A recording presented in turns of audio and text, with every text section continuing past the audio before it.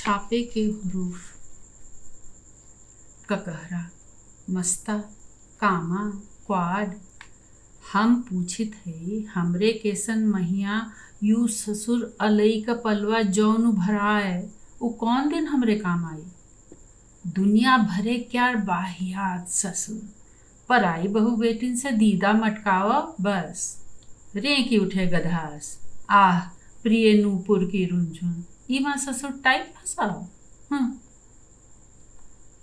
अरे का भा हो ऊ प्रिय का बिगाड़ी साई तुम्हारा सुकुल जी।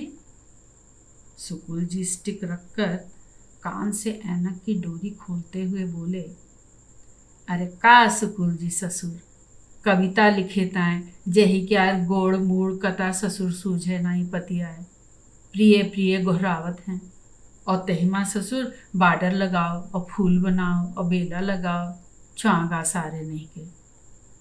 अरे होई हो तमाकू खइयो सुकुल जी लाओ परों ते तो मुखिए ससुर नहीं खावा राम प्रसाद परों भिनसारे खिलखिलाए के बटुआ लावा रहे उही के बाद वो ससुर गुम हुई गवा बटुआ।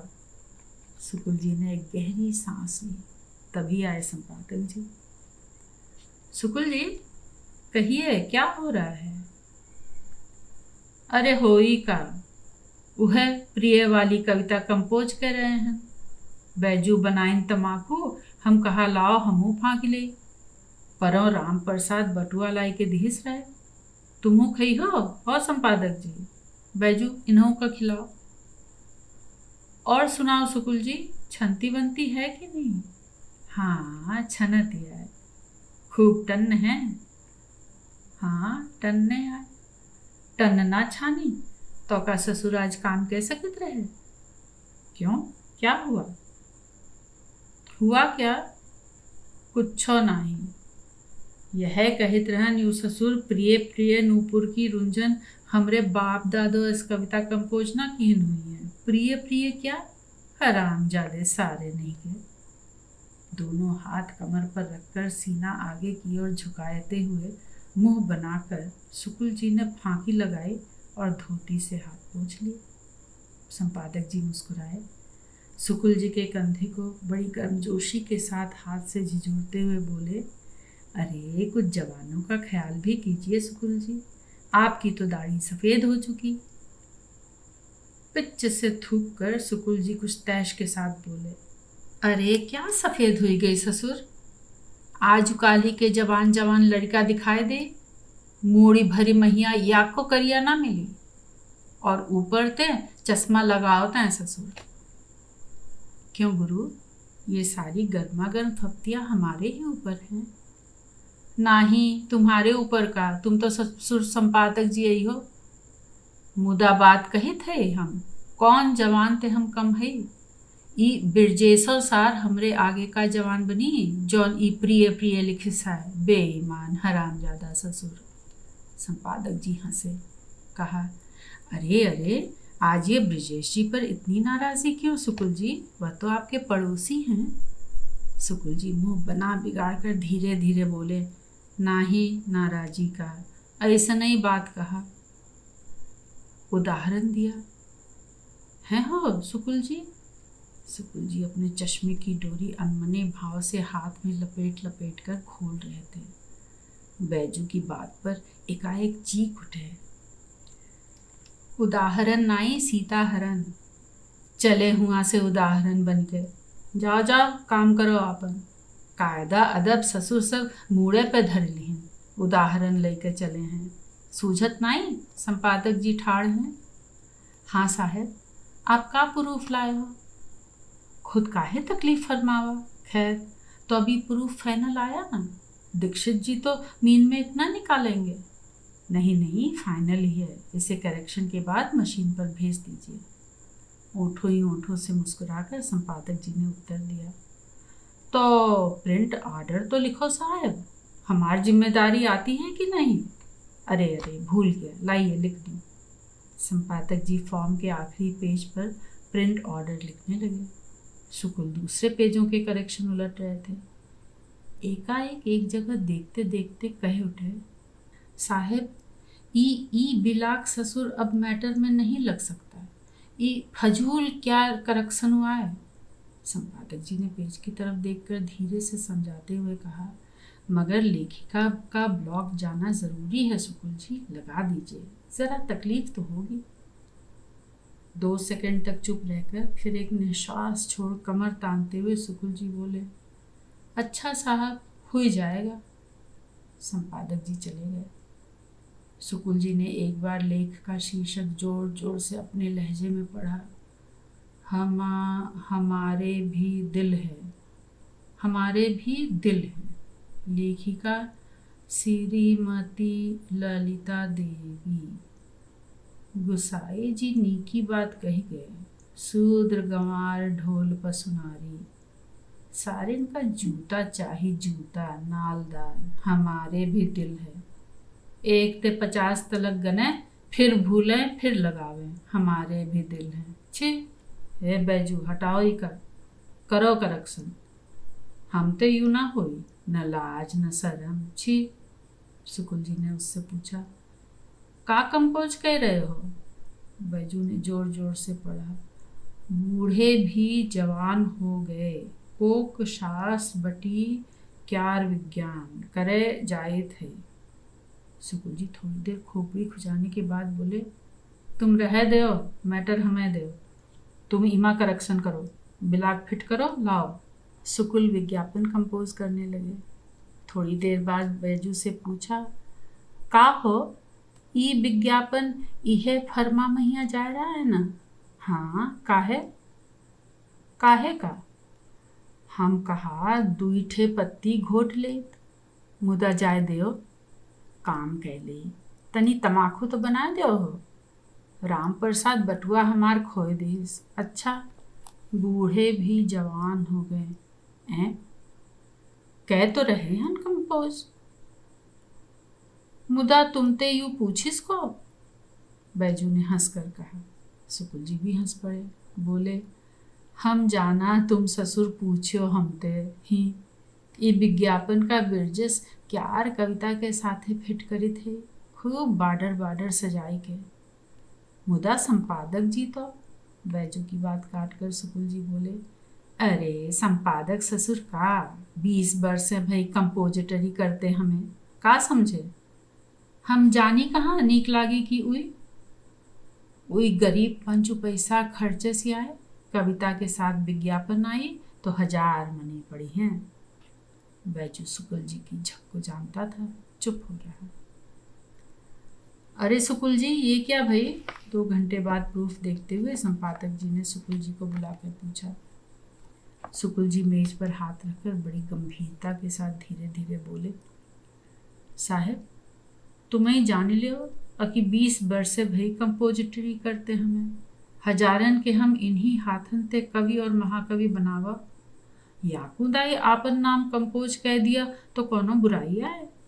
संपादक जी ने हंसकर कहा, मगर इस विज्ञापन के साथ में भाई क्या सूझी आपको भी। इतने में प्रधान संपादक दीक्षित जी भी आ गए। संपादक जी ने हंसकर प्रूफ उनकी ओर बढ़ाते हुए कहा, सुकुल जी अपनी पब्लिसिटी कर रहे हैं। पंडित बद्री दीन सुकुल कंपोजिटर कोक शास्त्र बटी दवा खाकर बूढ़े से जवान हो गए, ठाट से ग्रेट में कंपोज किया है आपने। दीक्षित जी का कहा लगाकर हंस पड़े, अरे 6 लाइन में करते, क्या मजा आएगा ग्रेट में सुकुल जी। सुकुल जी कुछ अप्रतिभ से हो फौरन कमरे से बाहर हो गए। कुछ सोचा, फिर लौटे, दरवाजे तक आए, इशारे से संपादक जी को बाहर बुलाया और अकेले में ले जाकर फिर बोले, साहब, हमार जिंदगी आपे हाथ में है। क्यों भाई, क्या बात है। साहब, बस जिंदगी बचाओ हमार। कहते कहते उनकी आंखों में आंसू छल आए। संपादक जी ने दिलासा दिया, बोले, क्या बात है सुकुल जी। सुकुल जी आंसू पोंछते हुए बोले, ये विज्ञापन वाली बात ऐसने यह कविता के साथ जा दीजिए साहब। क्यों क्यों का साहब, का कही साहब, हमारी जिंदगी बचाइए। अरे हुआ क्या, आखिर कुछ कहोगे भी या ऐसे ही। का कही साहब, तुम ही जान ले हो कि 5 बरसे हमरे एक दूसरे ब्याहे के भई, 4 बरस का हमार राम प्रसाद भवा। और का कही साहब, परों ई ससुर ब्रजेश के साथे भाग गई साहब। राम प्रसादो हमारा ले गए, उनके बिना जिंदगी फीकी आए। ई पढ़ेगी तो साहित्य लौट आए, राम प्रसादो हमारा आ जाएगा। जिनका कोई खोए जाता है वही विज्ञापन छपावत है। याकूदाई ई छापे के हरफन से हमहू फायदा उठाए लिए। तुम्हें ही जान लियो कि 20 वर्ष में भई कंपोजिटरी ससुर। सुकुल जी बार बार आंसू पोंछते और बार बार उनकी आंखें भर आती थीं। दफीने की खुदाई। साइंस का जमाना है, आप जादू टोने पर यकीन नहीं करेंगे। मैं भी नहीं करता था, मगर आपसे सच कहता हूँ, पिछले महीने 1.5 महीने के अंदर मैंने जो देखा है वह अगर सच नहीं तो सच से 16.25 आना बढ़कर जरूर है। हुआ यह कि लखनऊ में शाही खजाना खुदने लगा हमारे मोहल्ले में। अजीब शहर के कोने कोने में हर शख्स जिसके पास भी दादालाई जायदाद थी यही सोचने लगा कि हो न हो हमारे घर में भी करोड़ नहीं तो लाख अशरफियों का घड़ा जरूर गड़ा है। घर घर जनपत्रियां खुलने लगी। पंडित मौलवियों के घरों की चौखटें अपने अपने घरों के दफीनों का हाल जानने वालों की आवाजाही में घिस गई। सरकार का दफ्तर गाड़ा धन खुदवाने वालों की अर्जियों से पट गया और हम बैठे बैठे मजा लेते रहे। शहर दफीनों की अफवाहों से दबा जा रहा था। आए दिन तो 2-4 हम भी लाद देते थे, मगर एक दिन हम पर भी लद गई जनाब। सुबह जो आंख खुली तो घर की लक्ष्मी कॉफी का प्याला लिए खड़ी मुस्कुरा रही थी। यहाँ टुक बात का तार तोड़कर एक बात मतलब की कह दूं, अगर कभी आप मुझे अपने घर चाय पीने के लिए बुलाएं, और आपको अक्सर बुलाना भी चाहिए, तो चाय का मुहावरा बरकरार रखते हुए भी कॉफ़ी ही पिलाइएगा। आपकी दुआ से मैं असमरे नौ इंटेलेक्चुअल हो गया हूँ और चाय वाली इंटेलेक्चुअलता अब पुरानी पड़ गई है। अच्छा तो खैर, कॉफ़ी की एक चुस्की से दिमाग के दड़बों में सोए इज़्मों में कबूतर फड़फड़ाने लगे, मगर तब तक घरवाली बड़े नाजो अंदाज से मुस्कुराकर बोली, सुनो, मुझे एक सपना हुआ है। मैंने कुछ न कहा। मन में खींचकर सोचा कि ये घरवालियों की कौम भी अजीब है कि इन्हें हर वक्त कुछ न कुछ होता ही रहता है। कभी सिर में दर्द होता है तो कभी पेट में दर्द होता है, कभी औलाद होती है और कभी कुछ नहीं तो सपना ही हो जाता है। बहरहाल गृहलक्ष्मी ने फिर मिठास खोली। कहा, परसों रात में मैंने क्या देखा कि अपने घर के सामने वाले पीपल से सफ़ेद कपड़े पहने हुए, सफ़ेद बुर्राक दाढ़ी वाले एक सैयद बाबा अपने घर की छत पर उतरे, नीचे आए और आकर सीधे भंडार घर वाली कोठरी में घुस गए। फिर मुझसे कहा कि इसके नीचे तांबे के 2 देग गड़े हैं, एक छोटा है उसमें 4 लाख के जवाहरात हैं और जो बड़ा है उसमें 1 लाख मोहरे हैं। ये तेरे भाग की हैं, तू ले ले। फिर सैयद बाबा ने मेरे सिर पर हाथ फेरा और बोले कि जा, तेरा घर राजमहल बन जाएगा। बस फिर मेरी आंख खुल गई, देखा तो सवेरा हो गया था। मैंने कहा, बस बस रहने दो, जान पड़ता है तुम्हें भी शहर की हवा लग गई है। भला इन गप्पों में क्या धरा है? चलो चलो रहने दो, वे बोली। तुम्हें तो जितनी काम की बातें होती हैं उनमें गप ही सूझती है। अरे कल मैंने पाटे नाले के एक मौलवी को बुलाकर पूछा था। उन्होंने कहा कि भोर का सपना, फिर सैयद बाबा की बात भला कभी झूठ हो सकती है? मैं कुछ देर तक तो उनका मजाक उड़ाता रहा, पर जब मेरी घरवाली ने यह बतलाया, मौलवी साहब ने मुन्नी के अंगूठे के नाखून पर काजल लगाकर तस्बीह फेरी और कहा कि अगर दफी ना हो तो इस पर उसका फोटो बन जाए, और बन भी गई। तब यह हाल सुनकर मेरा जी भी जरा कुनमुनाया। मैंने कहा कि अच्छा, आज उन्हें बुलवाओ, मैं भी देखूं। बड़े बड़े बुलावों पर मौलवी पीर बख्श साहब तशरीफ लाए। सुरमई आंखें, उन पर सुनहरा चश्मा, हिनाई दाढ़ी, सब्ज अमामा, सब्ज चोगा, दोनों हाथों में चांदी की अंगूठियां और लोहे के छल्ले। मुझसे फरमाया, आप अंग्रेजीदान लोग इन बातों पर यकीन नहीं करते, और मैं कहता हूं कि बस यही आप अपने हाथों से अपने पैरों पर कुल्हाड़ा मार लेते हैं, तकदीर को सिकंदर से चुकंदर बना देते हैं। आज मैं आपको यह करिश्मा दिखलाऊंगा कि आप भी कहेंगे कि हाँ, अल्लाह वाले से वास्ता पड़ा था। यह कहते ही जनाब वह चट से उठे, जेब से रुमाल निकाला, उसमें टीन की 10 डब्बियां बंधी हुई थी। बोले, इनमें खुदा की खुदाई भरी हुई है। 7 डिब्बियों में 7 आसमानों को अपनी आंखों देखने के लिए सुरमे रखे हैं। 8वीं में वह सुरमा है कि लगाकर अपनी छत पर बैठ जाइए और तमाम दुनिया का हाल देखिए। डिब्बी नंबर 9 के सुरमे में वह तासीर है कि अगर लगाकर अपनी माशूक के सामने खड़े हो जाइए तो उसके दिल का नज़ारा दिखलाई पड़े, और दुश्मन के सामने खड़े हो जाइए तो उसके दिल का भेद लीजिए। और डिब्बी नंबर 10 में उल्लू की आंख का सुरमा है, जिसे लगाते ही आपको धरती में गड़ी दौलत नजर आएगी। हम चित तो खैर हो नहीं सकते क्योंकि इंटेलेक्चुअल हैं, मगर फ्लैट जरूर हो गए। जी में आया कि डिब्बी 9 का सुरमा लगाकर पहले अपनी, मगर घरवाली सामने थी, इसलिए डिब्बी नंबर 8 का सुरमा आज कर यूएनओ की पंचायत देखने की इच्छा की। मगर मेरी गृहलक्ष्मी उल्लू वाले सुरमे पर अड़ गई।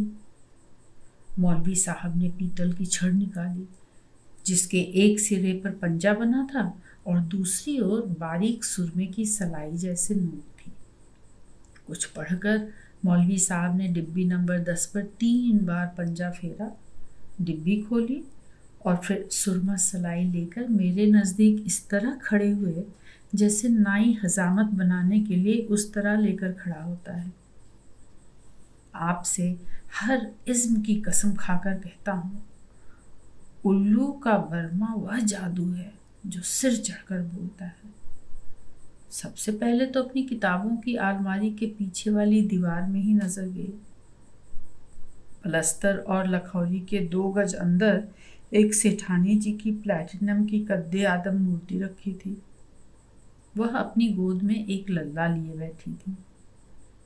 मौलवी साहब ने उसे देखकर फिर पीतल के पंजे की हवा में कुछ आड़ा तिरछा घुमाया, एक बार आसमान की ओर नजर डाली, फिर अपने खुदा के हिनाई नूर पर उंगलियों से कंघी करते हुए बोले, ऊपर वाले का कहना है कि जिस सेठानी की यह मूरत है वह ईस्वी सन 480 में नवाब नसीरुद्दीन हैदर के नगर सेठ की बीवी थी। उसने जब लड़का गोद लिया था तब लखनऊ के एक कुम्हार से यह मूरत ढलवाई थी। मेरी आंखों में उल्लू की आंखों का सुरमा अजा था। गड़ा धन देख रहा था। मैंने सोचा कि कम से कम 2.5 मन की तो यह मूर्ति होगी ही। प्लैटिनम की दुनिया में यूं भी बेहद कमी है। इस मूर्ति को गलवा कर 2 करोड़ रुपया पैदा कर लूंगा। फिर तो बस क्या अर्ज करूं, दिल बांसों उछलने लगा। फिर देखिए देखिए, अजी करोड़ों की दौलत। मन फूला न समाया। सोचा जब इतनी दौलत पा लूंगा तो फिर ठाठ से अपने महल में बैठकर प्रगतिवादी कविताएं रचा करूंगा। दूसरे ही दिन मैंने मजदूर बुलवाकर दीवार खुदवानी शुरू की। दिन भर में पूरी दीवार खुद गई, मगर प्लैटिनम की नगर सेठानी न निकली। मैं बड़ा चकराया, दौड़ा मौलवी साहब के पास गया। वह डिब्बी नंबर 10 का सुरमा लिए दौड़े आए।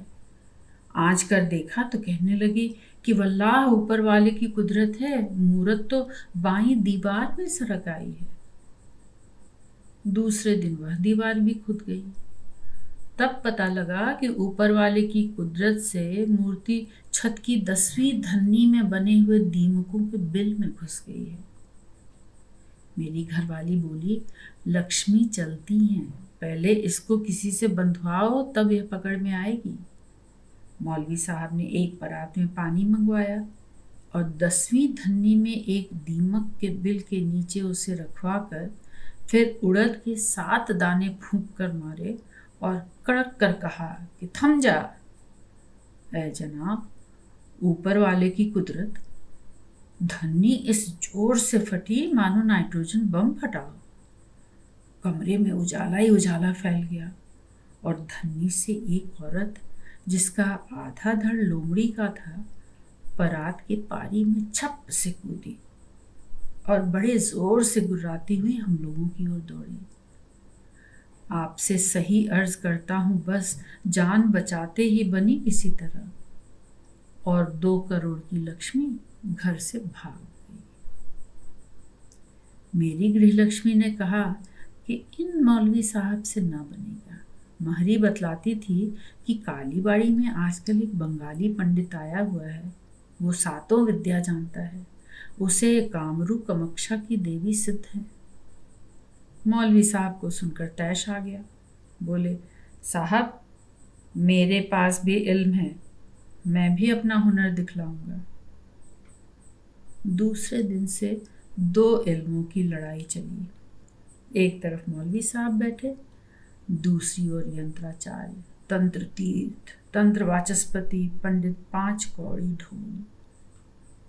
मौलवी साहब ने अपनी नंबर 3 की डिब्बी का सुरमा आँच कर फलक नंबर 1 को देखा और भरमाया, ऊपर वाले तेरी कुदरत, पहली ड्योढ़ी पर जादू का ढोल बज रहा है। देख, मैं ये लैला, ये शीरी, ये हीरे और ये सोहनी की चिट्ठी उंगलियों के नाखूनों का इनके आशिकों के खून में भिगोकर मुसलसल 40 चांदनी रातों में तैयार किया सफूक फेंकता हूँ। ऊपर वाले की मेहर से ढोल फट जाएगा। यह कहके झोली से एक पुड़िया निकाली और जो चुटकी फूंकी तो ऐसा मालूम हुआ कि जमीन से आसमान तक हजारों उड़न तश्तरियां उड़ रही हैं। पलक मारते ही दुनिया दहला देने वाला धमाका सुना। देखते ही देखते आसमान का पर्दा फट गया, स्टेज के सीन की तरफ फटा और सामने ही पहली ड्योढ़ी पर ढोल बजता नजर आया। उड़न तश्तरियां ढोल पर यूं टूटी गोया बाज टूटे हों। इधर पंडित 5 कौड़ी ने भी आकाशी ढोल को देखकर ठहाका लगाया और वह हजारों तश्तरियां ढोल में समाती चली गई। ढोल बजता रहा। अब ढोल महाशय बोले, अब बोलो उस्ताद, अब हम दूसरा आकाश में जाता है। फिर सीन बदला, फिर बदला। हम सब ठगे से खड़े देखते ही रह गए। कभी मौलवी साहब कल्लू बीर को भेजते तो पंडित जी 64 योगिनियों में से एक को उसके पीछे छोड़ देते। भैरों, बरनापी, चंडी, मुंडी, मसानी, जाने कौन कौन से देवता पीर आपस में भुगत गए। कभी ये शेर बने तो वे चूहा बनकर बिल में घुस जाएं, तो फिर वह सांप बनकर इन्हें निगलने को झपटें और वह भैंसा बन जाए। अल्लमा अल्लमा। मैं सोचने लगा कि जब जादू टोनों की लड़ाई में ये कशिश में है तो साइंटिफिक लड़ाई में खुदा जाने क्या हाल होगा। सोचता तो और भी बहुत कुछ, क्योंकि जादुई इल्मों के युद्ध ने दिमाग में इज़्मों के कबूतर जगा दिए थे, मगर यह कि सोचने की फुर्सत ही कहाँ थी भाईजान। 5 कौड़ी जी एक मंत्र पढ़कर भेड़िया बने। पीर बख्श साहब चट से मुर्ग बन गए। भेड़िया पंडित हंसे, कहा, बेटा आप फंसा, हम तुमको अब ए जोनी में बांध देता है। यह कहकर उन्होंने एक जबा कुसुम का फूल मुर्गे पर तान मारा। बेचारे पीरबख्श फिर बेबस मुर्ग ही बने रहे। घर से बाहर उड़ गए। एक कबड़िए ने पकड़ लिया। शहर में एक और जगह खजाना खुद रहा था। वहाँ खजाना भांपने के लिए एक मुर्ग की ज़रूरत थी। वहाँ के मौलवी साहब ने हमारे मौलवी साहब को मंत्र पढ़कर खजाने पर उड़ाया। जब खजाने पर पीरबख्श को किसी दूसरे जादूगर का मुर्गा बनकर उड़ना पड़ा तो बड़े फड़फड़ाए। तभी चट से ऊपर वाले की मेहर से इन्हें एक मंत्र याद आया। आते ही इनकी रूह सिगरेट के धुएं सी हवा में उड़ गई। मुर्ग की लाश गिर पड़ी। बेचारे खजाने वालों का सगुन बिगड़ गया। खैर साहब, मौलवी पीरबख्श फिर मेरे घर आ डटे। उस समय 5 कौड़ी जी हमारा खजाना खुदवाने का उपाय कर रहे थे। पीरबख्श गरजे, कहा, देखें अब तू इससे क्यों कर खजाना दिलवाता है, देख मेरा जोर। कहकर फूंक मारी तो जमीन फट गई। दोनों देंगे निकल आईं और आसमान की ओर उड़ चली। मौलवी साहब उनके साथ उड़े। ढोल पंडित ने यह देखकर फींटा कसा और उड़े। उड़ते उड़ते दोनों चले जा रहे थे। कभी वो आगे तो कभी वह पीछे, कभी धन इनके साथ तो कभी उनके साथ। 2 इल्मों की इस आसमानी लड़ाई के बीच में लक्ष्मी फुटबॉल बन गई। तेजी इतनी कि पौने 5 सेकंड में लखनऊ से कानपुर पहुंच गए। मौलवी साहब ने इस बार दोनों देगें हथियार ली और उन्हें लेकर तेजी से उड़े। बीच में मेमोरियल वेल पड़ा। मौलवी साहब ने लपक कर दोनों देंगे कुएं में डाल दी। उसमें गदर में मारे गए अंग्रेजों के अनगिनत प्रेत हैं, जिन्होंने अब भी क्विट इंडिया नहीं किया। मौलवी ने ठहाका लगाकर कहा, हा हा, अब कैसे पाओगे? ढोल बोले, खैर कोई हार्जा नहीं, इसमें कुछ काल ओबश लगेगा पर तुमको हम शूर सांप बना देगा। मुर्गा जोन से तुम छूट किया कारण कि मुर्गा बहुत है, परंतु शूर सांप बहुत कम है। अब आपसे क्या अर्ज करूं। कानपुर के मेमोरियल वेल से माल रोड पर आने वाला सूर सांप हमारे बेचारे मौलवी साहब हैं। बेचारे अजायब घर में रखे गए।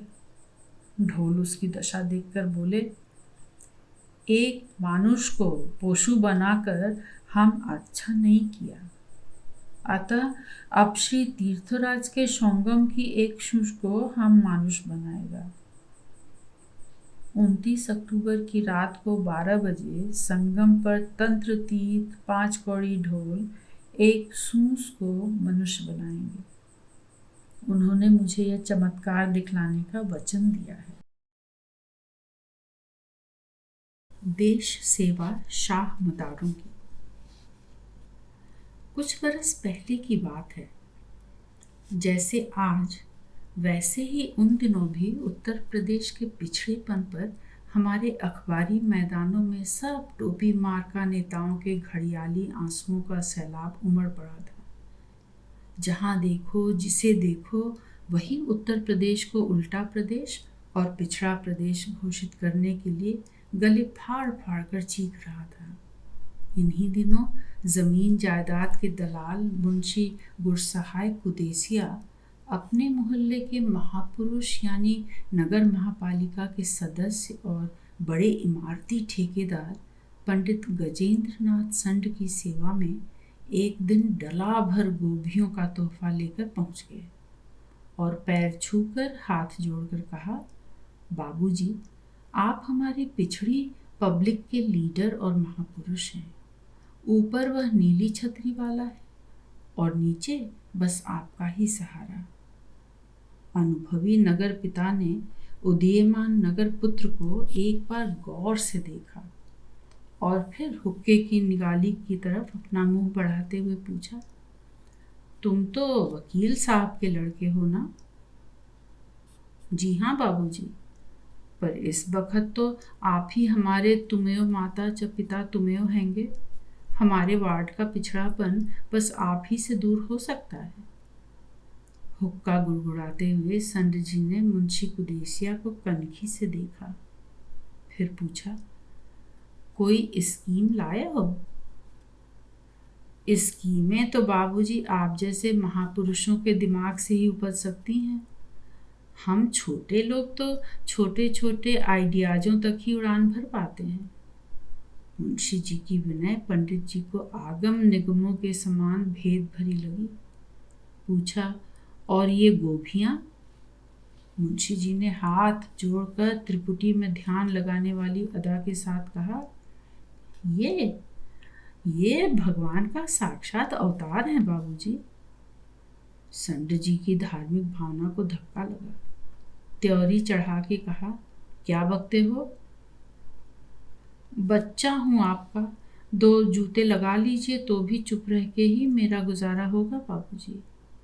पर यह मेरी धर्म बुद्धि से निकला हुआ है। आज 3 वर्षों से प्रत्यक्ष अपनी आंखों से देख रहा हूं कि जब गोभी के फूल उगने लगे तो कब्रिस्तान से पुरानी कब्रें लोप होने लगी। घाघों के घाघ पंडित जी मुंशी जी की यह उल्टवासी सुनकर मन ही मन में उलट गए। सोचा, लड़का बेढप कायस्थ खोपड़ी है, था नहीं देता। उन्होंने नेताशाही ढंग से डपट कर पूछा, तुमने अल्पमत बालों के पवित्र स्थान को क्या नाम के इस तरह से नष्ट कर डाला? क्या नाम के बेचारे मुसलमाना मजहब के जमदूत कयामत के दिन जब रूहें खोजेंगे तो यहाँ उन्हें कब्रें ही नहीं मिलेंगी। धिक्कार है तुम्हारी स्वार्थपरता को। क्या नाम के इस डांट डपट में 1 डिग्री और आगे बढ़ के कोई सख्त धमकी देने की लहर भी उनके मन में उठने को हुई, पर दबा गए। सोचा, स्कीम सुन ले पहले। पंडित जो तो यूं गुताड़े भिड़ा के डपटते रहे और मुंशी जी संत सूरदास की तरह आंखें बंद किए हरिस्मरण करते रहे। पंडित जी के चुप होते ही हाथ जोड़कर कहा, बाबूजी आपका बच्चा हूँ, अपने धर्म से गाफिल नहीं, पर सोसाइटी में सिक्युलर हूँ।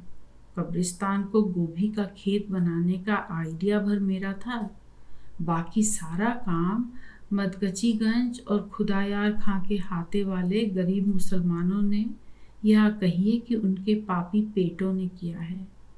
और रही रूहों के हिसाब की बात, तो बाबूजी जमीन से जितने अस्थि फूल निकले वो सब मैंने नदी में बहा दिए, जिससे कि रूहें सीधे भगवान के लंगर खाने में ही जाके बस जाएं, फरिश्तों को उन्हें ढूंढने में तकलीफ ही ना हो।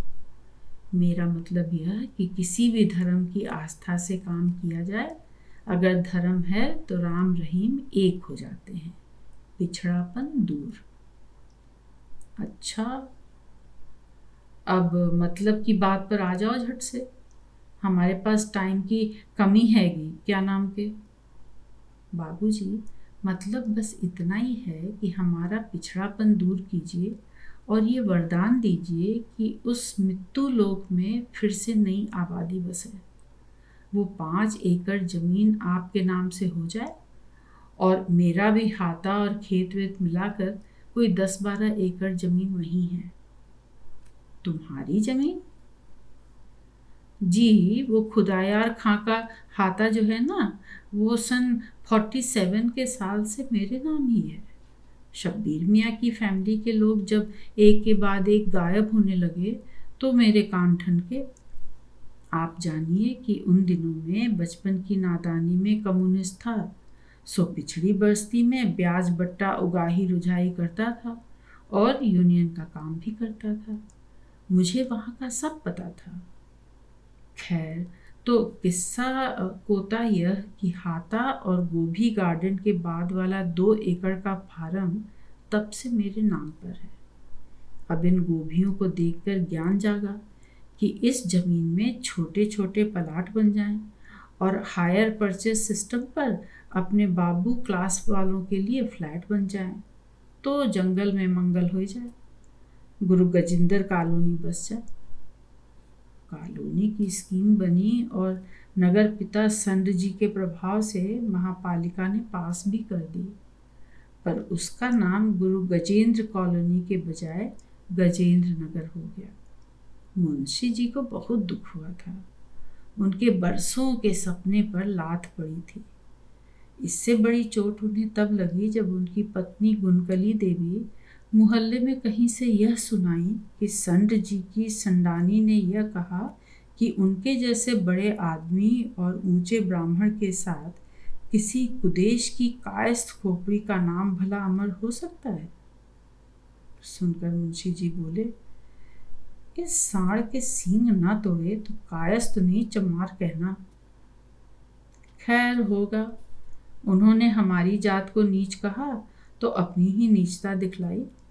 अब अपने मुंह से हम किसी और जात को नीच क्यों कहें? अपने प्लाटों को तुम ज़्यादा से ज़्यादा कायस्थ भाइयों में ही बेचो, वो ब्राह्मणों को हमारे प्लाटों में ना भरने पाए, समझे? मुंशी जी बोले, गुनकली, तुम्हारी पहली बात ठीक है। उस सांड के सींग तोड़ने के लिए मुझे सेक्युलरिज्म के रॉकेट पर सवार होना पड़ेगा। मुनाफावाद जातिवाद से बड़ी चीज़ है। उधर के कुछ खेतों की जमीन भी मेरे पास आने वाली है। मैं चाहता हूँ कि ऐसे लोगों को बसाऊं जो नए पैसे वाले हों और अब आबरूदार बनना चाहते हों। कायस्थ खत्री ब्राह्मणों का हाल एक ही जैसा है, सब के सब नौकरी पेशा।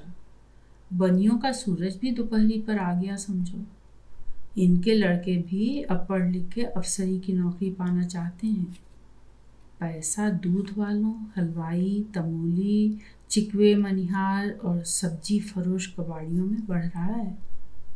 इनके पतलूनबाज नौनिहालों को पटाऊंगा कि सड़ी गलियां छोड़कर बंगलों में रहो। इससे दो फायदे होंगे।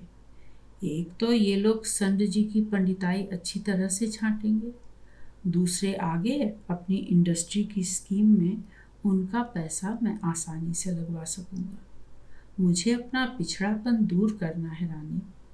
पैसे वालों की जात ही अब सबसे बड़ी जात है। मुंशी जी अपने स्कूटर पर घूम घूम कर ऐसे ही आसामियों में कन्वर्सिंग करने लगे। इसमें वे इतनी तेजी से सफल हुए कि संत जी जब अपने उच्च वर्णों वाले ग्राहक जमीन दिखलाने के लिए लाने लगे, तब तक कुदेसिया जी अपने आधे से अधिक प्लाटों का सौदा पटा चुके थे। यह देखकर संत जी एकदम प्रचंड बने।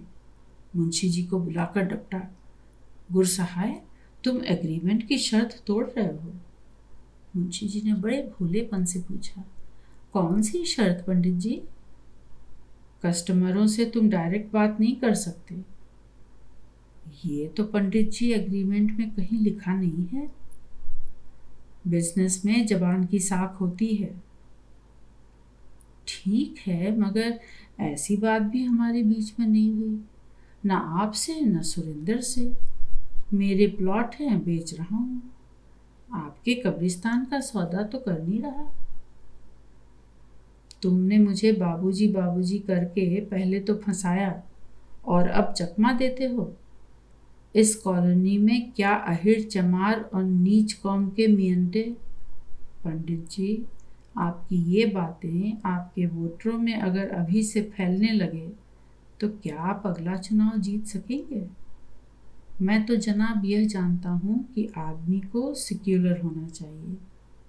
गांधी, विवेकानंद और बादशाह खां जमाने की 3 महान उलमहान हस्तियों का यही उपदेश है। इनमें भगवान ने एक को बनिया, दूसरे को कायस्थ और तीसरे को मुसलमान बना के भेजा। ब्राह्मणों का भाव अल्लाह मियाँ के यहाँ भी घट गया है। पिछड़े समय और पिछड़ी जातियों को भगवान भी नहीं पूछते हैं पंडित जी। खैर, तो पागलपन, कहकर मुंशी जी उठे। उनकी बातों से पंडित जी का चेहरा तमतमाया तो जरूर, पर उन्हें उठते देखकर संभले। कहा, सुनो सुनो, तुम तो अपना जातिवाद फैला के चले, मगर मेरी भी सुन जाओ। प्लॉट खैर अपनी मर्जी से बेचे, मगर कंस्ट्रक्शन एंड सन्स जी, हमारे कस्टमर्स में बहुतों की राय में कंस्ट्रक्शन का काम गुरु सहाय चेला राम कंबाइंड कंस्ट्रक्टर्स से कराना चाहिए। सुनकर पंडित जी का ब्रह्म तेज एकदम शांत हो गया।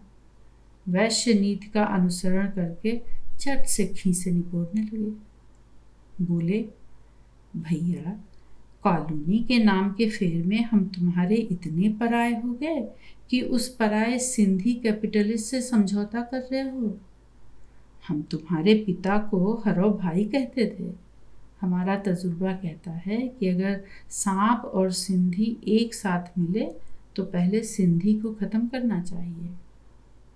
मुंशी जी ने दार्शनिकों जैसा गंभीर मुख बनाकर कहा, पंडित जी, आपकी ये बातें नेशनल इंटीग्रेशन की पॉलिसी के खिलाफ हैं।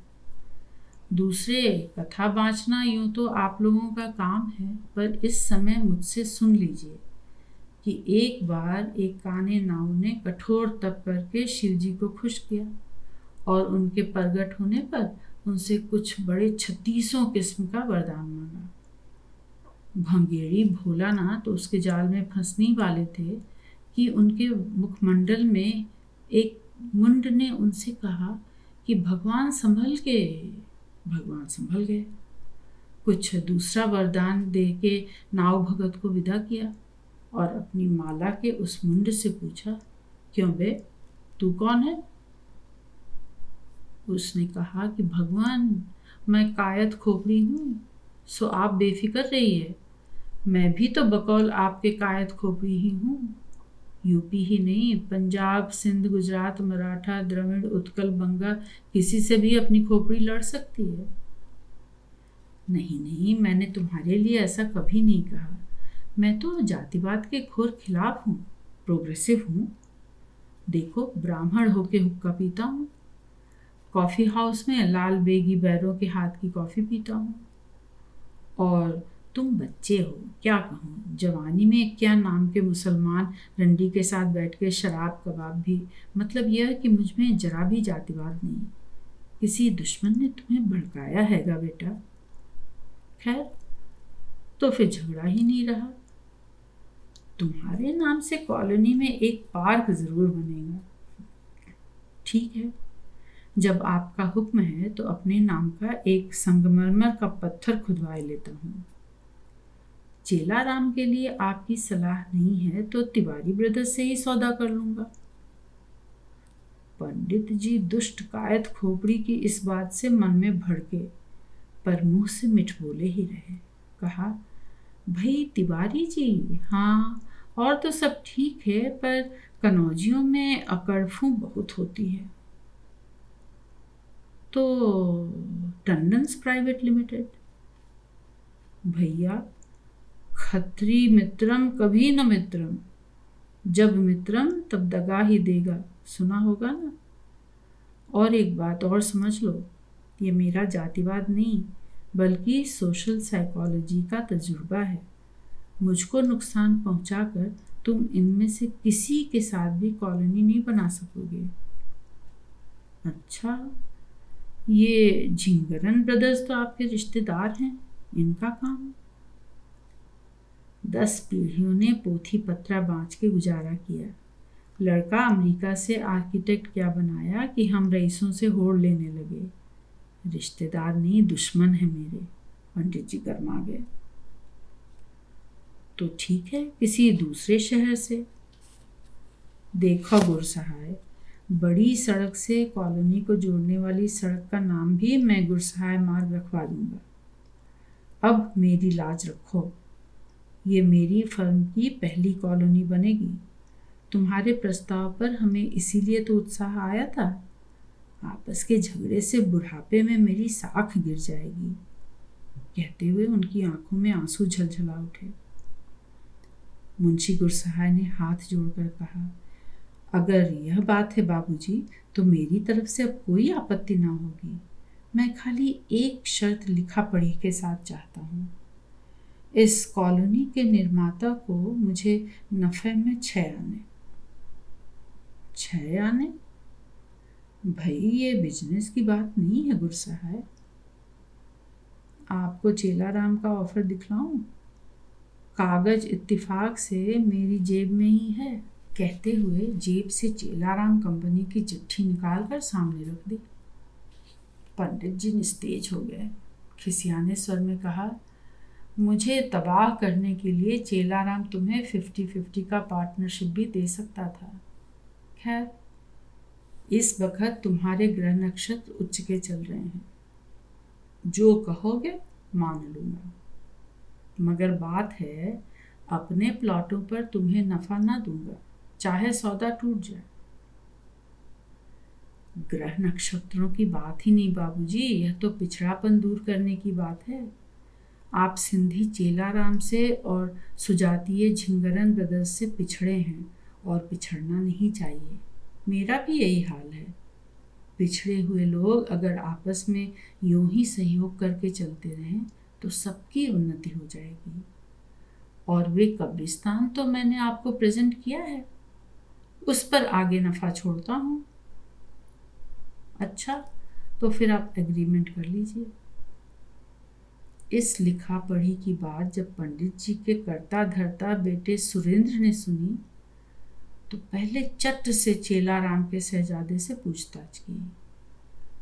मालूम हुआ कि गुरसहाय और चेलाराम में अभी कोई बात ही नहीं हुई, न कोई लिखित। आप ही उन्हें भेजा गया है। यह सुनकर सुरेंद्र संड लाल लूगा सांड की तरह उनकी ओर झपटे। मैंने आपसे कितनी बार कहा पापा जी कि अब बिजनेस के मामले में दखल देना बंद कीजिए। आपका दिमाग सड़ गया है। आप जातिवाद की पॉलिटिक्स से ऊपर उठकर कभी सोच ही नहीं सके, और घुड़सहाय घुटा हुआ पॉलिटिशियन है। बेटे की गरज डपट से अधिक पंडित जी को इस बात पर लज्जा आ रही थी कि कायत खोपड़ी ने उन्हें पोंगा ब्राह्मण सिद्ध कर दिया। अपने पोंगापन की खिसियान से बचने के लिए उन्होंने सुरेंद्र से कहा, अच्छा बहुत हुआ, गलती मनुष्य से ही होती है। अब मैं भी अपनी चाल बदलता हूँ। वहाँ अब तुम्हारे बाबा के नाम से गौरी शंकर मार्केट बनेगा। दिल्ली के कनॉट प्लेस का नन्हा मॉडल बनाऊंगा। देख लेना, इधर की पब्लिक फिर गंज में गंजिंग करना छोड़ के वहीं आएगी। जिसके हाथ में मार्केट है वह राजा है। सुरेंद्र ने संतुष्ट होकर कहा, हाँ, मार्केट का विचार अच्छा है, लेकिन कॉलोनी के नक्शे में। अरे, फेर बदल करा के मैं पास करा लूंगा, तब तक किसी को कानों कान खबर न हो। मार्केट के साथ एक सिनेमा और एक कॉफी हाउस भी स्कीम में पास कराऊंगा। अच्छी पार्टियां फंसेंगी। ठीक है, और एक मंदिर भी बनना चाहिए पापा जी, लेकिन उसे पॉपुलर और प्रॉफिटेबल बनाने के लिए कुछ चमत्कार जरूर करना होगा। एक अदद शिव जी और एक अदद हनुमान जी किसी उजाड़ मंदिर से लाकर पहले से ही जमीन में गड़वा दूंगा। नींव डलवाते समय मूर्तियां निकलने से लोगों में शर्तिया भक्ति भाव उमड़ेगा। कब्रिस्तान के भूतों का भय भी जनता से दूर हो जाएगा। पंडित जी गदगद हो उठे। कहा, वाह मेरे बेटे, तू खरा ब्राह्मण। ब्राह्मण कुछ नहीं, मैं मॉडर्न जातिवादी हूँ। अब जातियों को सती की तरह नहीं वेश्या बना के एक्सप्लॉइट करने का युग है। अपनी जाति को पहले कीजिए। मार्केट का नाम मेरे बाबर पर नहीं मुसलमानी होना चाहिए, जिससे सब मामला सेक्युलर लगे। बादशाह खां मार्केट या आज़ाद मार्केट नहीं, सेक्युलर नाम रखना है तो अपने ही यहाँ के किसी घनाघोरी का रखो। हाजी मुन्नू को गुरसहाय ने फंसाया है तो हम भी फंसाएंगे। उनसे मार्केट का शिलान्यास कराओ और उन्हीं के नाम पर मार्केट का नाम करो। जहर को जहर से मारो, इसी से अपना पिछड़ापन दूर होगा। जिस दिन हाजी मार्केट का शिलान्यास हुआ उस दिन पंडित गजेंद्र नाथ संड मुसलमानों के सबसे बड़े हमदर्द और हीरो बने हुए थे। उनके सेक्युलरवाद की बड़ी बड़ी तारीफें हो रही थी। मुंशी जी ऊपर से बड़े खुश।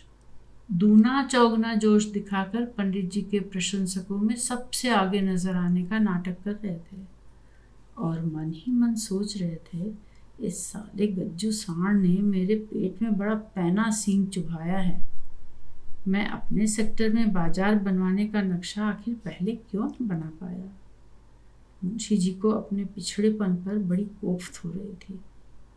उस दिन कब्रिस्तान की जमीन पर पंडित जी के खर्चे से बड़ा धर्म कर्म हुआ, बड़े जश्न रहे और उसके चौथे पांचवें रोज जब कब्रिस्तान में से शिवजी और बजरंगबली प्रकट हो गए तो पंडित जी हिंदू धर्म के नायक बन गए। सैकड़ों की भीड़ सारा दिन उन मूर्तियों को देखने आती रही।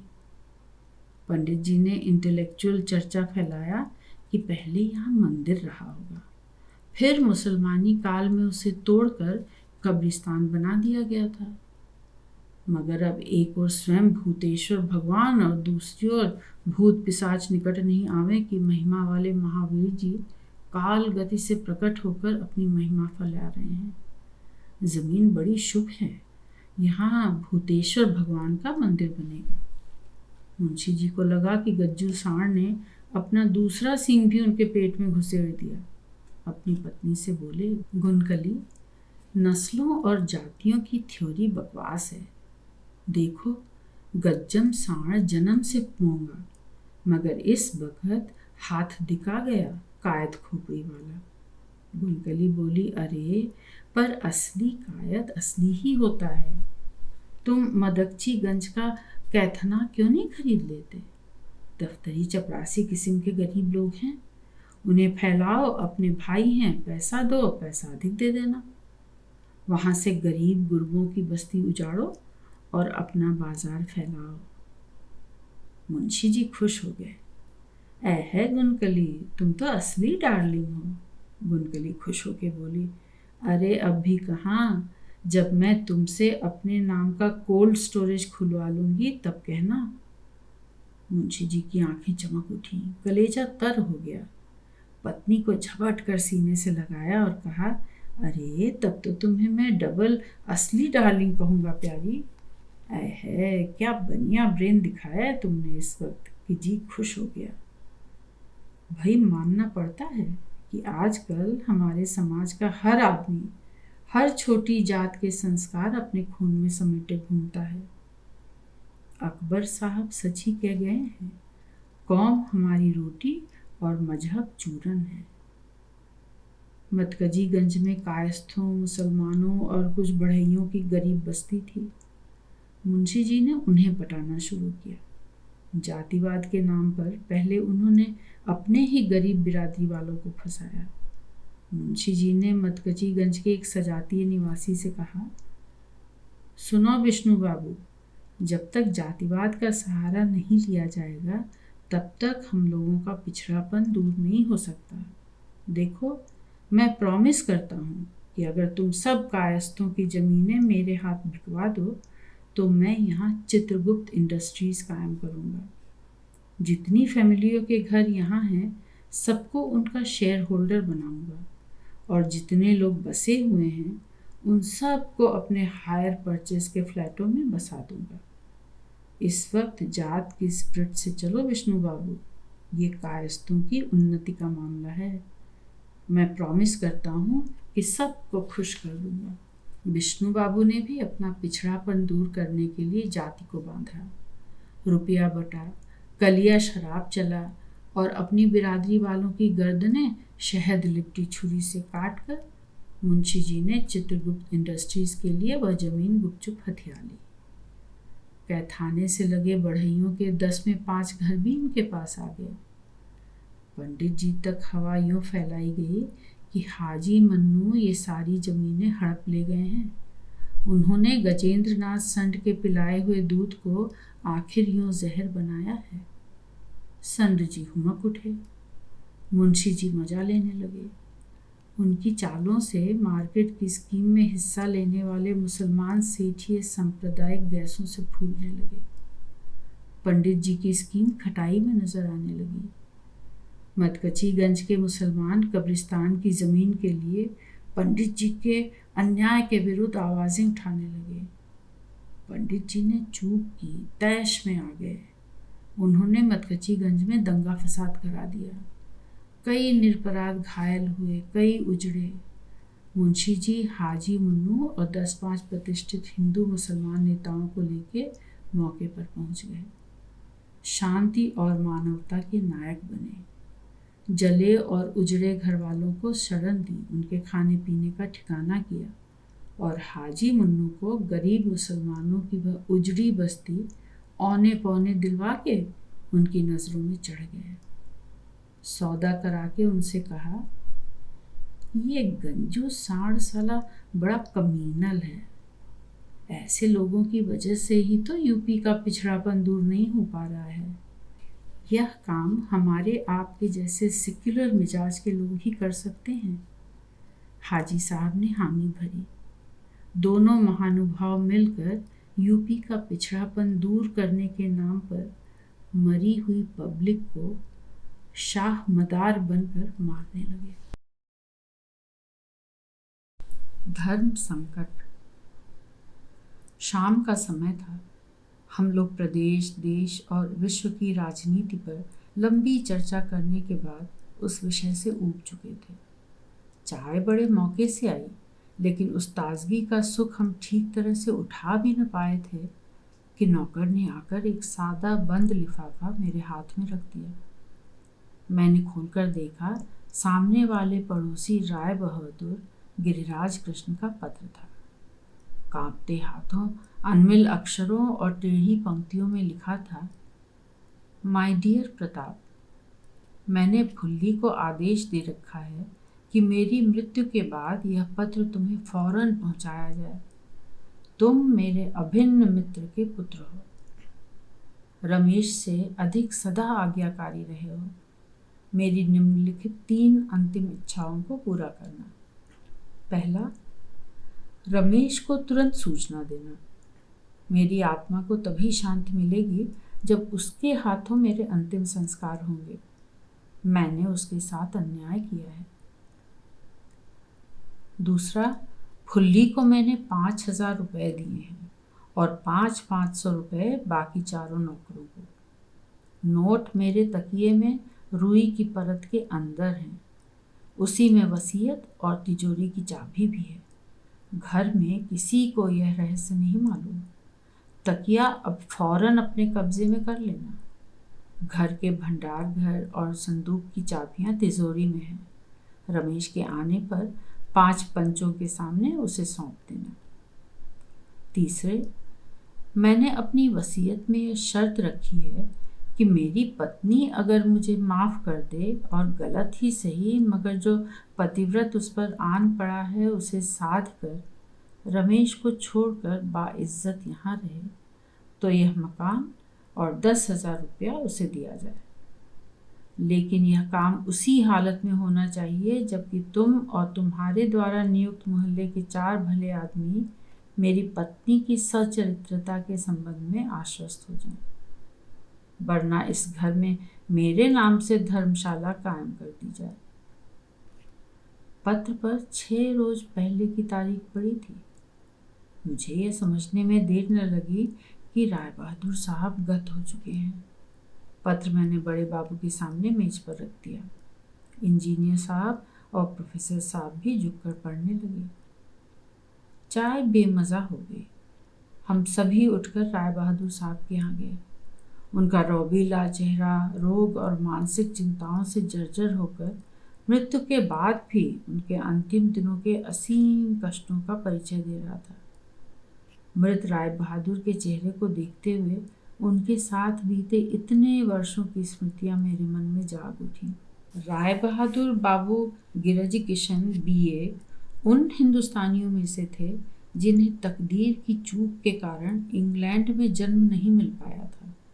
उनका रंग भी गोरा न था, बल्कि गेहुए से काले की ओर ही अधिक झुकता हुआ था। फिर भरसक उन्होंने अपने आप को अंग्रेज नुमा ही बनाए रखा। गरीब हिंदुस्तानियों पर अड़कड़ दिखाने में वे सदा अंग्रेजों से 4 जूते आगे रहे।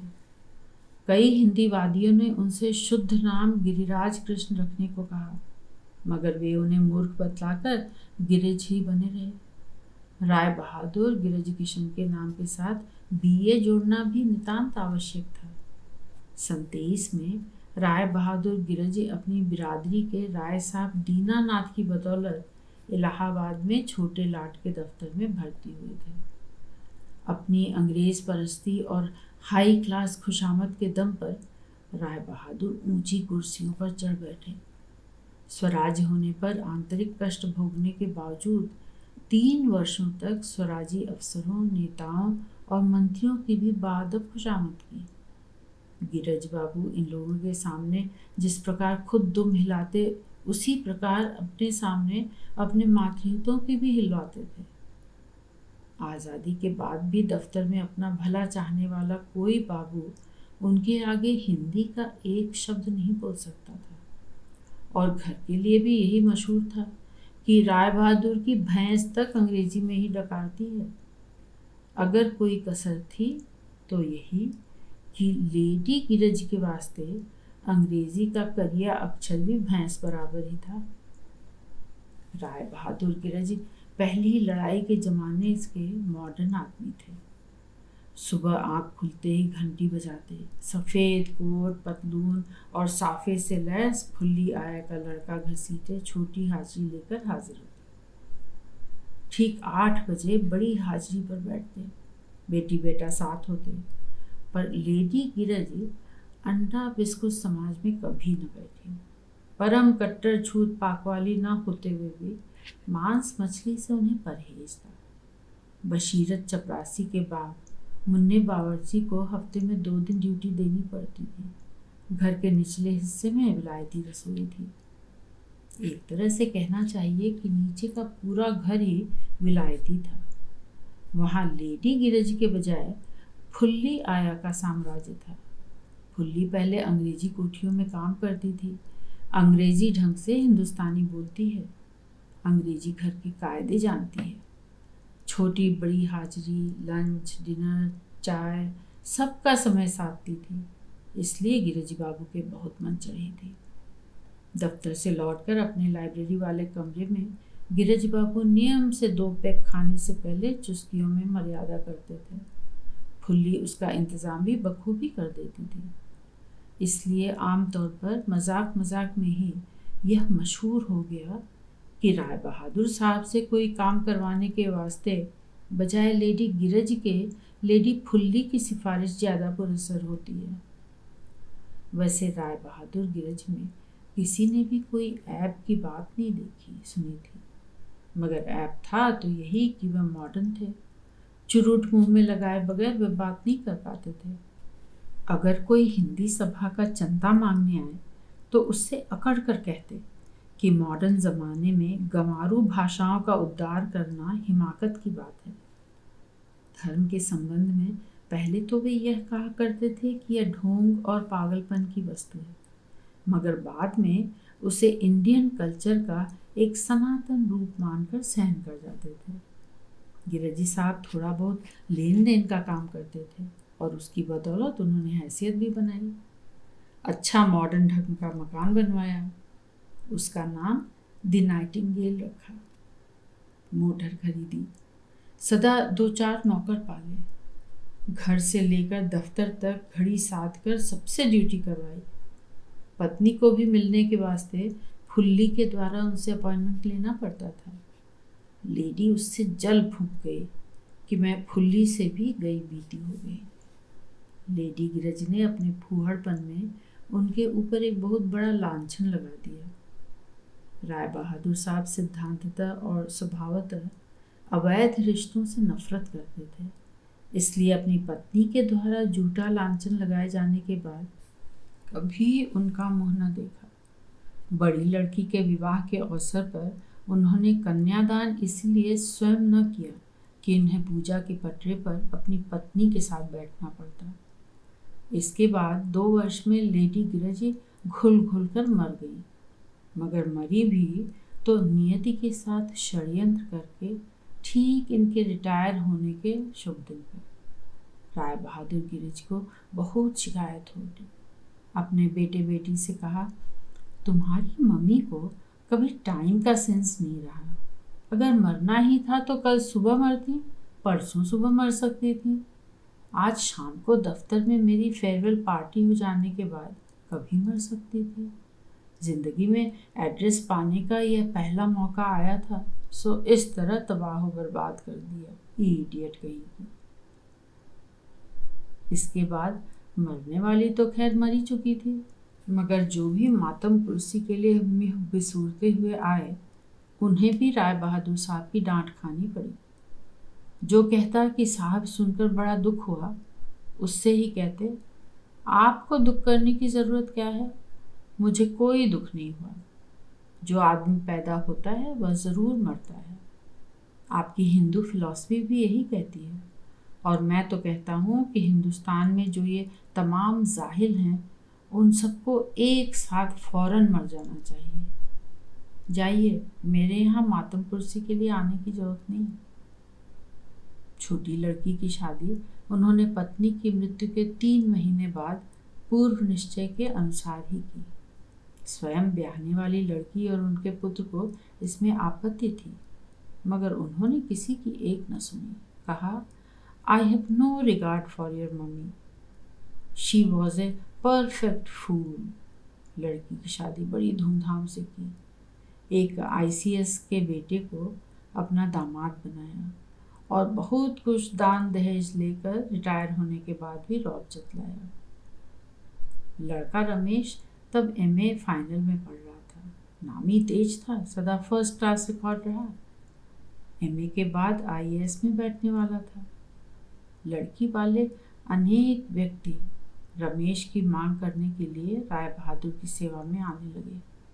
राय बहादुर गिरज को अब मातहत क्लर्कों पर न सही तो बेटी वालों पर ही चुरूट का रौब झाड़ कर भरपूर संतोष मिल जाता था। दहेज के मामले में वे पक्के मॉडर्न थे, यानी 25,000 मांगते थे। एक आध पिछले जानकर ने दुहाई दी कि आप तो दहेज के विरुद्ध थे। उसको पुरानी प्रथा बतलाते थे तो बोले, साहब, जब मुझसे बड़े अफसर ICS आदमी यानी मेरे समधी साहब दहेज लेने को मॉडर्न प्रथा मानते हैं, तो मैंने भी अपने विचार बदल दिए हैं। निहायत साइंटिफिक बात है कि आपको दामाद चाहिए और मुझे 25,000 रुपये। मेरा रमेश IAS पास करेगा। आप अपनी लड़की का फ्यूचर देखकर अगर इतनी रकम देना स्वीकार करते हैं तो बैठिए, वरना मेरी कुर्सी की गद्दी मैली मत कीजिए। वे ऐसी लड़की चाहते थे जो सुंदर हो, BA हो, गाती या नाचती हो, सीना पिरोना बुनना जानती हो, अंग्रेजी में फटाफट बात करे, अफसर किस्म के मॉडर्न मेहमानों की खातिर करने में तमीज़दार हो, और ऊपर से उसका बाप नगद 25,000 रुपये भी दे जाए।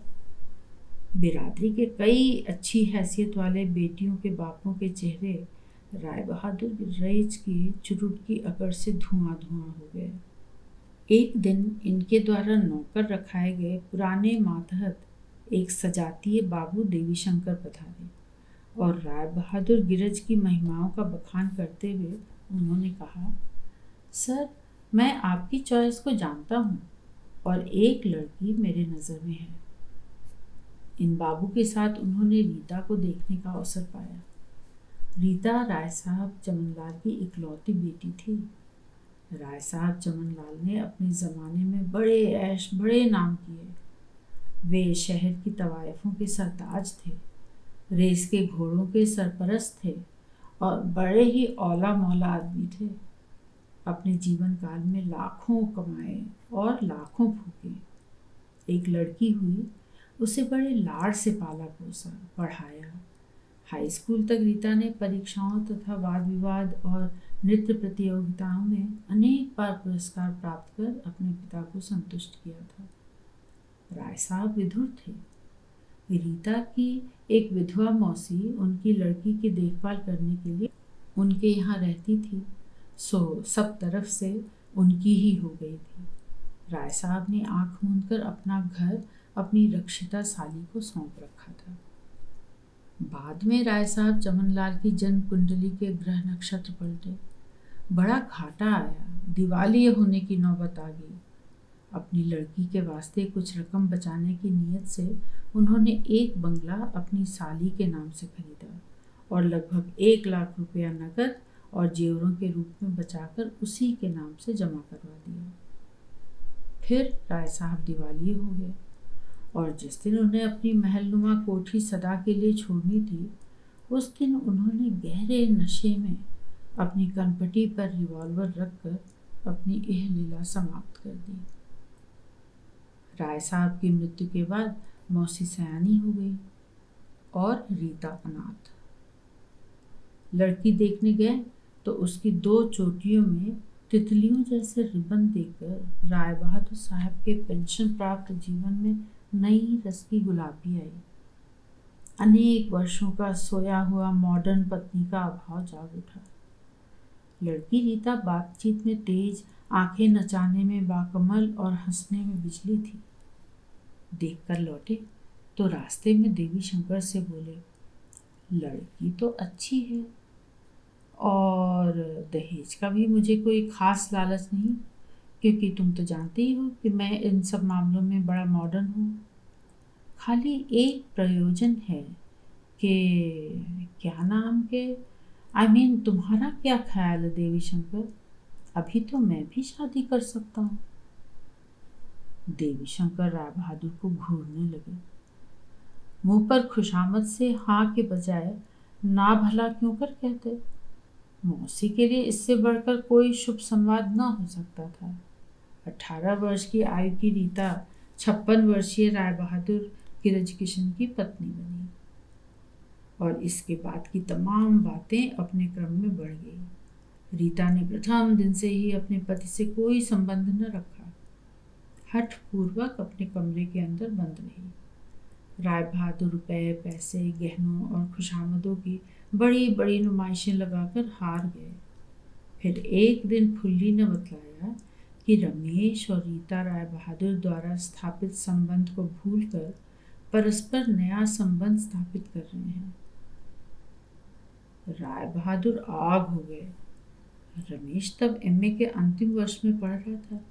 पिता ने क्रोध में अंधे होकर उस पर प्रहार किया और घर से निकाल दिया। रीता तब भी उनकी न हुई। रमेश को 2 महीने बाद ही दिल्ली में कोई नौकरी मिल गई और उसके महीने भर बाद ही रीता राय बहादुर के घर से गायब होकर दिल्ली पहुंच गई। जाने से पूर्व वह एक अलबेला काम कर गई थी। मोहल्ले के 50 घरों में हर पत्ते पर उसका लिखा पोस्ट कार्ड, जिसके गायब होने के दूसरे दिन पहली डाक से पहुंचा। उसमें मात्र इतना ही लिखा था, बाबू गिरिराज कृष्ण ने मुझे जबरदस्ती अपनी पत्नी बनाया था, मगर मैंने उन्हें कभी अपना पति ना माना और ना अपना धर्म दिया। विवाह से पहले मुझे बतलाया गया कि मैं उनके पुत्र को ब्याही जाऊंगी। तब से मैंने उनके पुत्र को ही अपना पति माना। इस घर में आकर भी उन्हें ही भगवान की साक्षी में अपने को सौंपा और अब मैं अपने पति के पास ही जा रही हूँ। रीता के भागने से राय बहादुर बाबू गिरज किशन को इतना कष्ट नहीं पहुंचा था जितना कि उसके द्वारा भेजे गए इस सार्वजनिक पत्र से वे दुखी हुए। इसके बाद राय बहादुर का जीवन बदल गया। उनमें पूजा पाठ और आस्तिकता की भावना जागी, साथ ही अकेलापन भी हट पकड़ गया। पिछले 8 वर्षों से वे एक दिन भी अपने घर से बाहर निकलकर कहीं न गए। लेन देन का काम करते थे, वह भी धीरे धीरे समाप्त कर दिया। मोहल्ले में किसी से भी संपर्क न रखा। पिछले कुछ दिनों से बीमार थे, मगर मोहल्ले वाले उनकी हालत देखने पूछने भी न गए। जाते तो मिलते भी नहीं और अचानक मेरे पास अब यह पत्र आया। हम सभी मोहल्ले वाले एकाएक यह निर्णय न कर पाए कि इस स्थिति में क्या करना चाहिए। वैद्य जी और बड़े बाबू इस पक्ष में थे कि पुलिस को सूचना दे दी जाए और इस पत्र में लिखी हुई बातों का अमल भी कानून के हाथों ही हो, परंतु मैं मृत व्यक्ति की अंतिम इच्छा पूरी करने के पक्ष में था। राय बहादुर कैसे भी रहे हों, इसी मोहल्ले के थे। कईयों को उन्होंने कभी नौकरियां भी दिलवाई थीं, उपकार किया था। इंजीनियर साहब भी मेरे ही मत के थे। बाद में सभी राजी हो गए। मोहल्ले के एक मित्र के पास रमेश के पत्र आया करते थे। उसी से पता लेकर तार भेजा गया, जिसमें यह स्पष्ट लिख दिया था कि यदि कल प्रातःकाल तक तुम स्वयं अथवा तुम्हारा उत्तर न आएगा तो राय बहादुर की अंत्येष्टि क्रिया मोहल्ले वालों द्वारा ही पंचनामे से संपन्न कर दी जाएगी। सुबह 4 बजे तार का जवाब आया कि रमेश टैक्सी द्वारा दिल्ली से चल रहा है और सुबह तक पहुंच जाएगा। प्रातःकाल करीब करीब सभी मोहल्ले वाले राय बहादुर के घर पर उपस्थित थे। तभी टैक्सी दरवाजे पर रुकी। रमेश, रीता और 3 बच्चे उतरे। रमेश के मुंह पर तो सामाजिक लज्जा और संकोच की मलिन छाया थी, परंतु रीता का चेहरा सतेज और निर्विकार था। रीता के आने का संवाद पाकर अनेक स्त्रियां कौतूहलवश आ गईं। रीता ने राय बहादुर की लाश के पास अपनी चूड़ियां तोड़ी और मांग का सिंदूर पोंछा। रमेश ने पिता का अंतिम संस्कार किया। स्त्रियां रीता से तरह तरह के प्रश्न करती थीं, परंतु वह कोई उत्तर न देती थी। क्रियाक्रम इत्यादि में राय बहादुर के सजातीय नाते रिश्तेदार आदि बहुत कम आए। ब्रह्मभोज में गरीबी से एकदम टूटे हुए ब्राह्मण ही आए। किसी प्रकार क्रियाक्रम समाप्त हुआ। रमेश के वहां से चलने का समय आया। मैंने राय बहादुर के अंतिम पत्र के अनुसार संभ्रांत मोहल्ले वालों के साथ रीता रमेश को बुलाकर सबके सामने उनका वह अंतिम पत्र पढ़ा और वह तकिया जो मुहरबंद पेटी में मैंने रखवा दिया था खुलवाया। खुल्ली और नौकरों को राय बहादुर की इच्छानुसार रुपये दे दिए गए। राय बहादुर की अंतिम मांग पर रीता का निर्णय सुनने के लिए हम सभी उत्सुक बैठे थे। रीता बोली, मैं धर्म और ईश्वर के सम्मुख सच्चरित्र हूँ। मैंने अपने तन मन से उन्हें सदा ससुर ही माना। धार्मिक कानून की जिस मजबूरी से उन्होंने मुझे अपनी पत्नी बनाया था, उसे मैंने विधिवत उनकी लाश को सौंप भी दिया। उनकी चूड़ियाँ, उनका सिंदूर उन्हें सौंपा, लेकिन मेरी चूड़ियाँ, मेरा सिंदूर अक्षय है, कहकर उसने देर से अपने हाथ के नीचे दबी हुई रुमाल की पोटली को उठाया। उसमें हरी चूड़ियाँ थी और एक चांदी की डिबिया थी। चूड़ियाँ पहनी और डिबिया खोलकर रमेश की ओर रखते हुए बोले, जिन्होंने मेरी गोद भरी है उन्हीं ने मेरी मांग भी भरी है। लीजिए, मेरी मांग भर दीजिए। रमेश ने रीता की मांग में सिंदूर की रेखा खींच दी। फिर रीता बोली, घर के संबंध में मुझे केवल यही कहना है कि अगर आप 5 पंच मुझे दुश्चरित मानते हो तो उसे धर्मशाला बना दीजिए। हम में से कोई खम ठोक कर एकाएक यह नहीं कह पाया कि रीता दुश्चरित्र है। मैंने अनुभव किया कि सभी के मनों को इस प्रश्न से धक्का लगा था। अपने परंपरागत धार्मिक सामाजिक संस्कारों के कारण हम रीता को सच्चरित मानने से भी मन ही हिचकते थे। पर यूं क्या कहें। रीता हमारी हिचक पर एक बात कहकर उठ गई।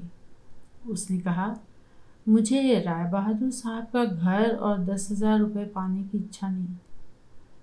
मेरे पति ने मुझे सुहाग की छांव दे रखी है, लेकिन मैं आपके सामने कसौटी रखती हूँ। बोलिए, घर किसका है? घर को छोड़कर बाकी सब सामान के साथ रमेश, रीता और उनके बच्चे दिल्ली चले गए। हम अभी तक कोई निर्णय नहीं कर पाए। घर की चाबी मेरे पास है। वह तोले 1.5 तोले का लोहे का टुकड़ा इस समय मेरे मन प्राणों का बोझ बना हुआ है। धूर्त रत्न। कल मेरे एक मित्र के लड़के का ब्याह था। शोभा यात्रा में मैं शामिल हुआ।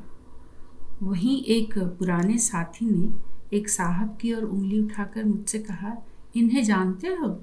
ये मुंशी रौनक लाल हैं, हूबहू स्टोरी लिखने के काबिल आदमी। मैंने दोबारा मुंशी रौनक लाल पर नजर डाली।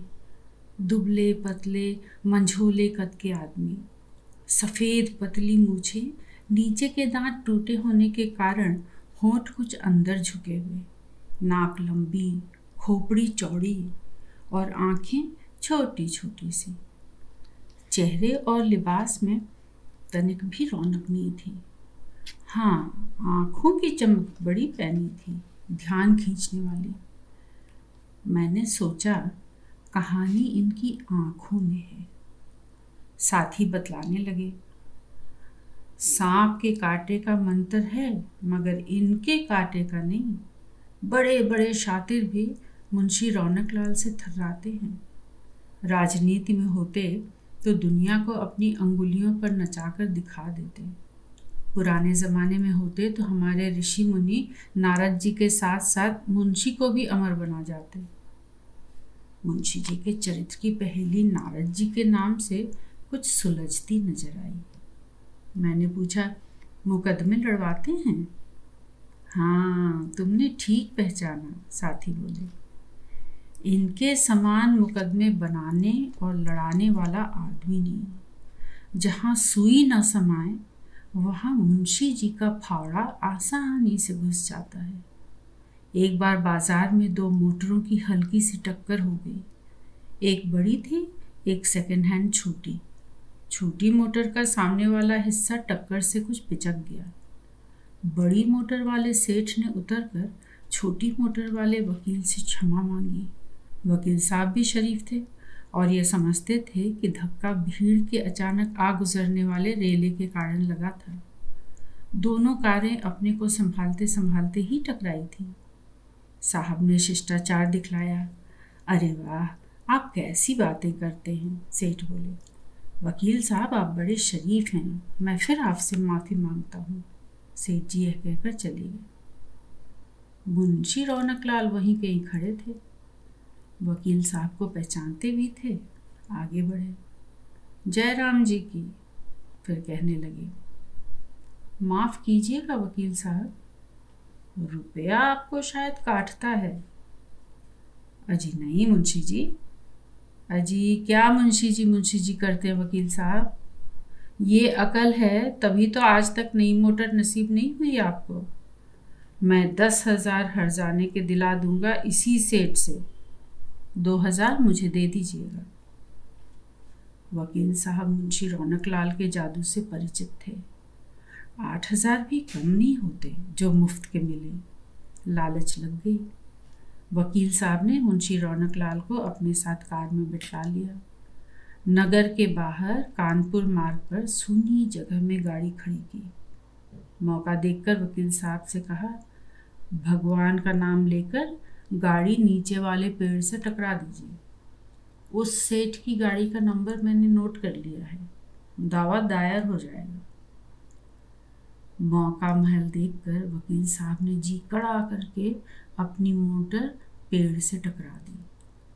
पहिए घिसटने के निशान वगैरह ऐसे बने कि जैसे सचमुच ही एक्सीडेंट हुआ हो।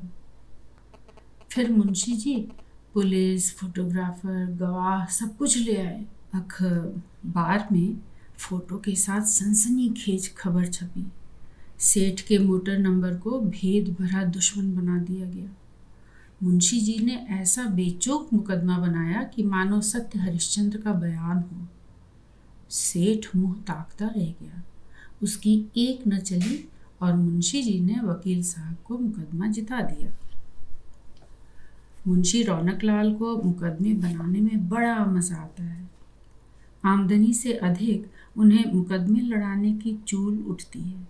इसके अलावा शाम को बेनी कलार के यहाँ उन्हें चुक्कड़ पीने की लत भी है। एक बार मुंशी जी ने बेनी कलार को भी यह हाथ दिखाया कि तब से आज तक सदा हाथ बांधे ही इनके सामने खड़ा रहता है। इन्होंने बेनी और उसकी परम पतिव्रता स्त्री में मुकदमेबाजी करा दी। पति पत्नी को खबर भी नहीं और कोर्ट में पत्नी की ओर से पति के खिलाफ दावा दायर हो गया। सच कहूँ, इस शातिर बदमाशी पर गुस्सा आने के बजाय मुझे एकाएक हंसी आ गई। पूछा, क्या किया इन्होंने? साथी कहने लगे, एक बात पर बेनी ने इनसे घमंड भरी ना कह दी थी। इन्होंने और इनके दो बड़े पुराने चुक्कड़ी साथियों ने अपने खर्चे से शराब खाने के हाथे में धुर कोने के पास एक लकड़ी का मचान नुमा कमरा बनवाना चाहा।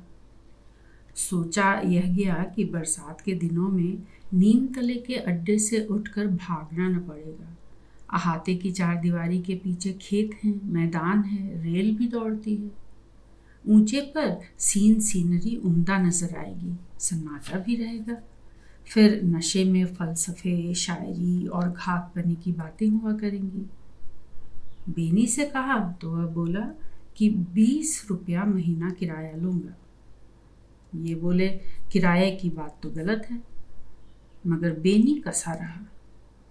इन्होंने दूसरे ही दिन बेनी कलार की पत्नी की तरफ से उसका एक फर्जी भाई खड़ा करके यह अर्जी दिलवा दी कि बेनी राम बहुत पीने की वजह से और बुढ़ापे में मतिभ्रष्ट हो जाने के कारण बदचलन औरतों का साथ करने लगा है और अपनी जायदाद लुटा रहा है।